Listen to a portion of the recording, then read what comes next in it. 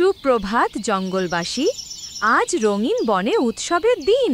ফল মেলা, আপেল, বানানা, কারক। সব পরিবার আজ অংশ নেবে কে সবচেয়ে বেশি ফল জোগাড় করতে পারে।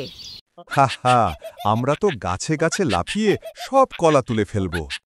আমরা গর্তে গাজর লুকিয়ে রাখব, কেউ ধরতে পারবে না। আমরা গর্জে বলবো, সবাই আমাদেরটা দিয়ে দাও। না না না, এভাবে না। তুমি যদি এভাবে করো তাহলে আমাদের সবার প্রতি জুলুম করা হয়ে যায়, আর জুলুমকারীকে আল্লাহ ক্ষমা করে না। প্রতিযোগিতা শুরু।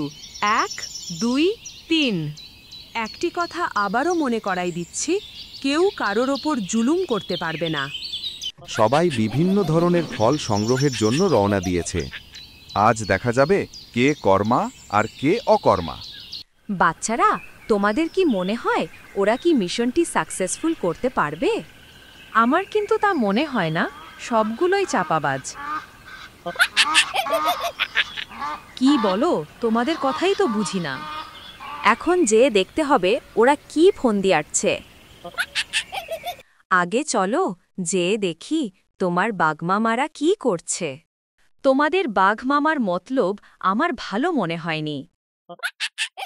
এই যে দেখো, যা ভেবেছিলাম তাই হয়েছে। কাজের কাজ না করে কার সর্বনাশ করবে সেই ফন্দি আটছে। চলো এবার যেয়ে দেখতে হবে খরগোশ পরিবারের কি অবস্থা। খরগোশ পরিবার গাজর নিয়ে খুব টেনশনে আছে। খরগোশ তার বাচ্চাগুলো নিয়ে টেনশনে আছে, কখন যে কে আক্রমণ করে। তারা অনেক সৎ এবং নিষ্ঠাবান। বলতে না বলতেই বিপদ সামনে। বসে থাকলে চলবে না, ওদেরকে বাঁচাতে হবে। আমার বন্ধুর বিপদ মানে আমার বিপদ। আমার পথ আটকে দাঁড়াইছিস কেন? আগে কিন্তু তোকে খাবো, পরে তোর বন্ধুকে খাবো। আবারও বলছি, আমার পথ ছেড়ে দে, আমাকে আমার কাজ করতে দে। তাহলে শোন, আমার জীবনের কোনো মূল্য নেই যদি বিপদের দিনে বন্ধুর জন্য কিছু করতে না পারি। আমি তোর মতো বেঈমান না, আমার ভেতরে মনুষ্যত্ব আছে।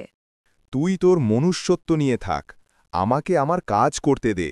আমার পেটে অনেক ক্ষুধা, আমাকে কিছু খেতে হবে, বন্ধুত্ব দেখার সময় নেই। আজ এই জঙ্গলে তুই থাকবি, না হয় আমরা থাকব।